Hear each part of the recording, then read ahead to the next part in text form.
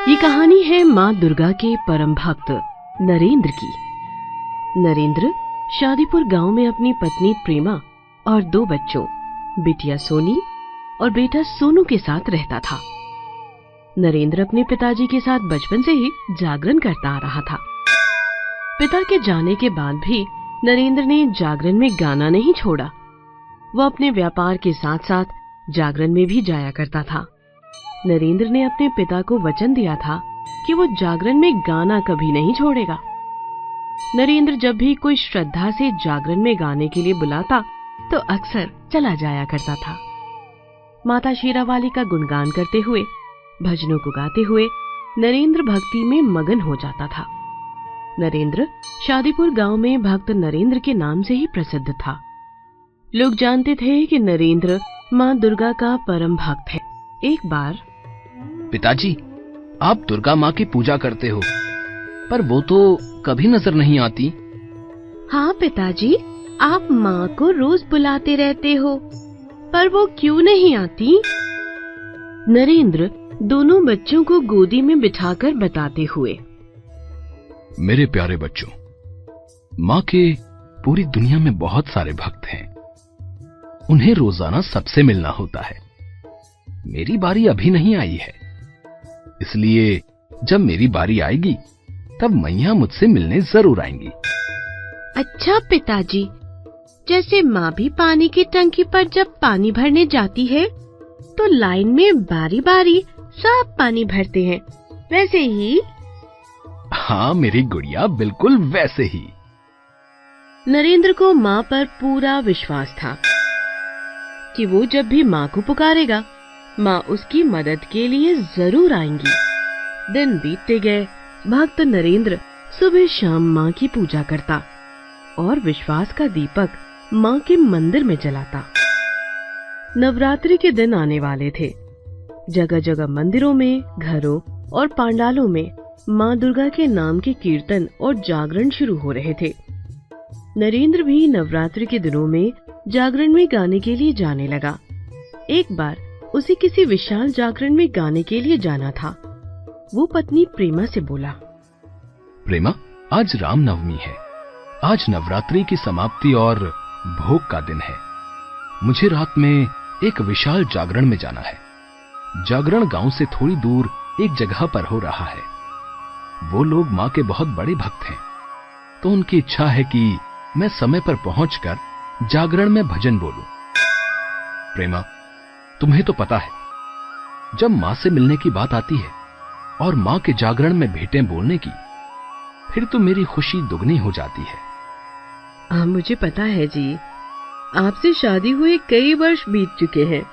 मैं जानती हूँ माँ शेरावाली की भक्ति आपके लिए अनमोल है। माता रानी आपका हमेशा ध्यान रखती हैं। आज भी वो आपके साथ रहेंगी, मुझे पता है जी। सुबह हो जाएगी आपको आने में, तो ऐसा करो, थोड़ी देर आराम कर लो।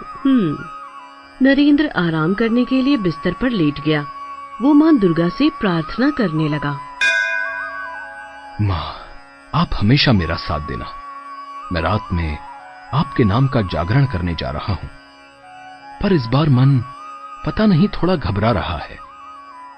माँ, अपना आशीर्वाद मेरे सिर पर रखना। नरेंद्र को जागरण करते हुए कई वर्ष बीत गए थे, पर पहली बार इतने वर्षों में नरेंद्र घबराया हुआ था। वो मन ही मन माँ दुर्गा को याद करके रात में जागरण के लिए निकल पड़ा। जागरण के लिए सारे इंतजाम थे। नरेंद्र जागरण की जगह पहुंच गया। माँ दुर्गा का जागरण शुरू हो गया। नरेंद्र सबसे मिलकर भजन बोलने लगा। आधी रात के समय जागरण में थोड़ी देर का विश्राम हुआ। थोड़ी देर के लिए सबको चाय नाश्ता मिल रहा था। जागरण दोबारा शुरू होना था। नरेंद्र ने सोचा, सड़क पर टहल लेता हूँ। जागरण शुरू होने में थोड़ा वक्त था। वो सड़क पर टहलने के लिए थोड़ा आगे निकल गया। तभी एक रिक्शा तेजी से नरेंद्र के आगे से निकला। अरे, ध्यान से रिक्शा चलाओ भाई, अभी टकरा कर गिर जाता। वैसे भी इतना अंधेरा है, शायद यहाँ सड़क के खंबे की बत्ती खराब है। ये कौन है? ये चमकती साड़ी, इतनी सजी हुई ये महिला, वो भी इतनी रात में रिक्शे पर अकेली। ये रिक्शे से उतर रही है, मुझे कुछ ठीक नहीं लग रहा। ये किधर जा रही है? अरे रिक्शा, रिक्शा कहां गायब हो गया? अभी तो उतरी थी ये महिला। आओ नरेंद्र, मेरे पीछे आओ। आओ नरेंद्र, मेरे पीछे आओ। तुम मेरा नाम कैसे जानती हो? तू दुर्गा भक्त नरेंद्र ही है ना? मुझे पकड़ कर दिखा।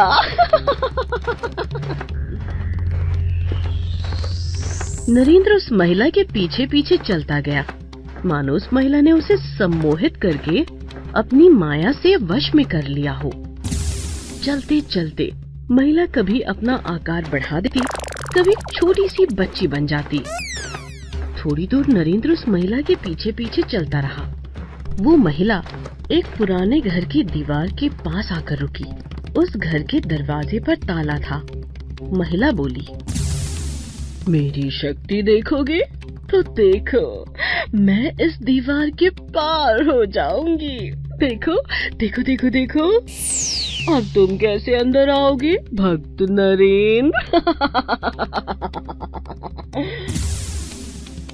अरे तू मायावी शक्ति है, तू तो दीवार में से अंदर जा सकती है, पर मैं नहीं आ सकता। हाँ, तेरी शक्तियां मेरा कुछ नहीं बिगाड़ पाएंगी। नरेंद्र को अब पता लग चुका था कि ये कोई भूतनी है जो उसे रात में अकेला देख उसके पीछे पड़ गई है। नरेंद्र को उससे बचना होगा। उसने हाथ जोड़कर मां दुर्गा के नाम का मंत्र उच्चारण करना शुरू कर दिया। वो मां भगवती का नाम लेता रहा। जब नरेंद्र मां का नाम ले रहा था, वो मायावी महिला घबराने लगी। उसकी शक्ति कमजोर पड़ने लगी। पहले वो नरेंद्र को डरा रही थी, पर मंत्रों की आवाज उसके कानों में पड़ी तो वो वहां से भागती हुई हवा में लुप्त हो गई। नरेंद्र ने मां दुर्गा का धन्यवाद किया। मां, आज आपने मेरी जान बचाई। मां, आपका शुक्रिया। घर आकर नरेंद्र ने सारी बात पत्नी को बताई। बच्चे भी उसकी बात को ध्यान से सुन रहे थे। तभी सोनी बोली, पिताजी, फिर तो माँ ने आपकी रक्षा की है। इसका मतलब आपकी बारी आ गई। मैया ने आपकी मदद की और भूतनी को भगा दिया। सब हाथ जोड़कर माँ को धन्यवाद करते हैं।